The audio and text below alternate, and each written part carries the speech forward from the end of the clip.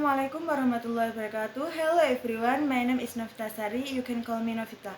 I am from Waidasim University Semarang Accounting Study Program.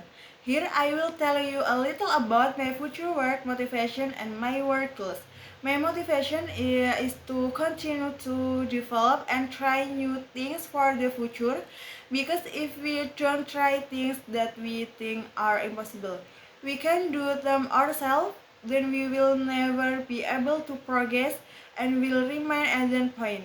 My goals in working is to fulfill my daily needs, gain work experience which will be very useful in the future, and to ease the burden on my parents. Okay, thanks all I can say. Thank you and goodbye. Wassalamualaikum warahmatullahi wabarakatuh.